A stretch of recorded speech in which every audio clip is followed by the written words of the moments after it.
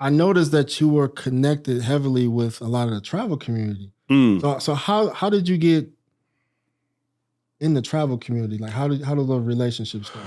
So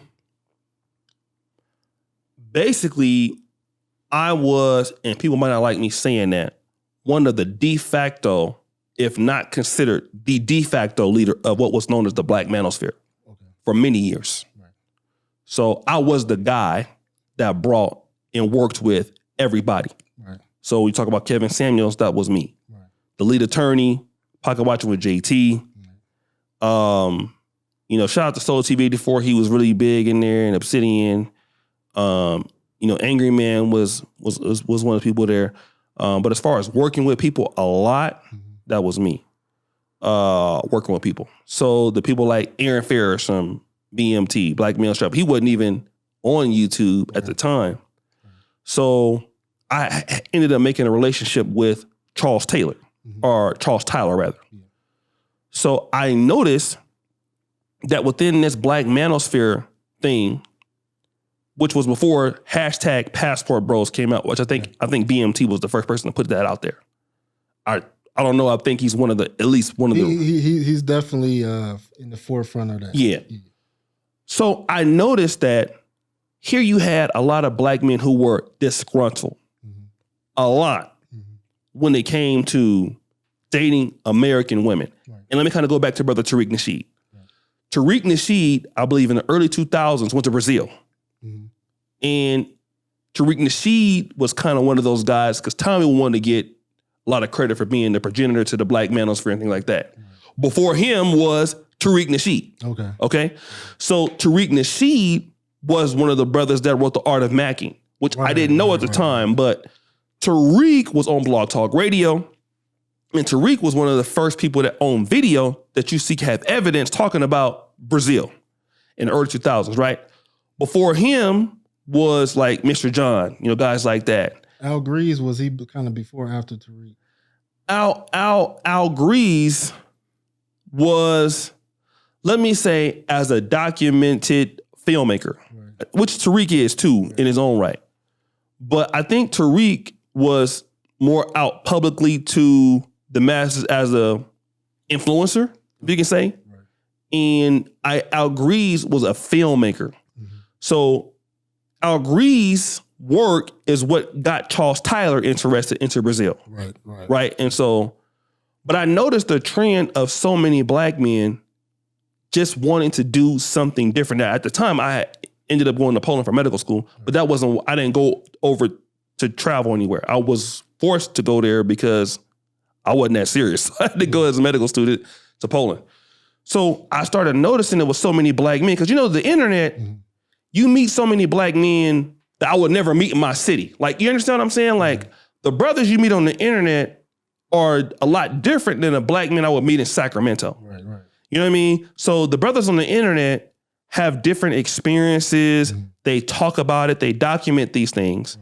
So whenever I wanted to, like, how do you survive in Poland, black in Poland, that's how I came across Philco versus the World, who had been to Poland.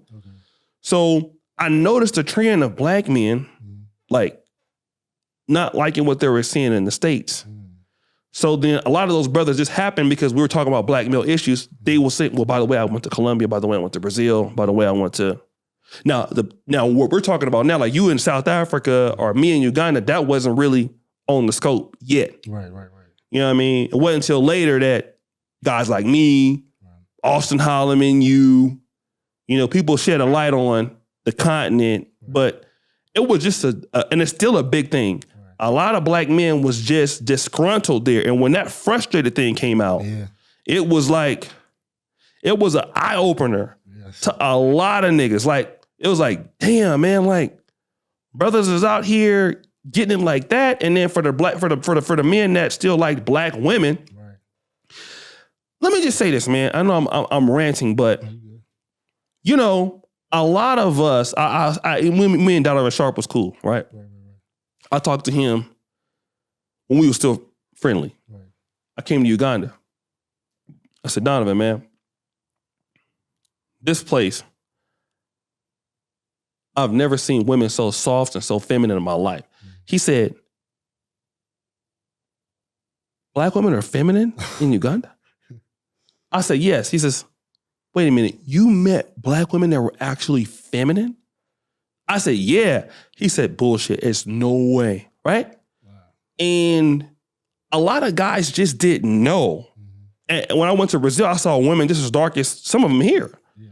And natural hair, no weaves, right. Especially in Brazil. Yeah. So I just thought it was like a big issue. And a lot of at the time, the passport bro community wasn't developed. Right. So we all in the Black Manosphere was just in the Black Manosphere. Now where the passport bros is probably bigger than the Black Manosphere, although their roots are in the Black Manosphere. Yeah. So and now the passport bro guys are leading the conversation where before the Black Manosphere, before it was the Obsidian, the everyday brother, the black man who wasn't getting any respect. Right. That was with a lot of the passport bros because they were everyday guys that were just going someplace else. Right. Now the passport bros got celebrities talking about them. Exactly. White boys talking about them. Rap songs now. Rap songs, yeah. Who was it? J. Cole. J. Cole. So they superseded our group, although they were there. But yeah, those sentiments were there, man. And so many guys like Ronan the Traveler. You ever heard of him before? Yeah. A guy like that who was married, divorced, just was able to go across there and experience things like that. So that's kind of how it happened because they were just watching us. And then they started creating their own content, right. Which then we became fans of ourselves. Yeah. That's I could definitely see that. You know what I mean? So basically, a lot of the travel guys, before we really started traveling, the only black creators was like you, Tariq, Tommy, and others. Yeah. And then once we became creators, you guys started, paying attention to what we're doing in the travel community. Yeah. But like you said, it's still all under the Black Man. Yeah. It's still under because, for sure. So, want to ask, what are your short-term and long-term goals?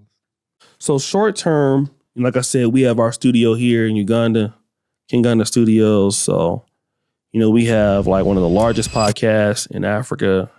I got the Pan-African Dating Show. So basically just trying to take it day by day to improve what we do and get better as an owner and just day-to-day operations. Because we have some people that came into the system and, they had some time to develop and just things like that. Long-term goals as a studio, I think I want to have to be able to create TV shows in our studio, ads in our studio, to be able to branch off into like events. We did a speed networking event. I thought it was really good, really interesting. Speed dating events. So I wanted to also be able to do experiences in like TV shows, like feature films eventually. Okay. You know what I mean? Just and just kind of bring the diaspora and make that connection between Africa and the diaspora. Okay. In particular, African American, because what I am. Right. But anybody else, just keep finding the talent that keeps building that bridge between the both of us. Okay. As a community, I think we do that. We can't lose. Right. We got some of the most opportunity, most money making, and we can really develop our group if we can do that. So I want to move into the long term, like as a production house.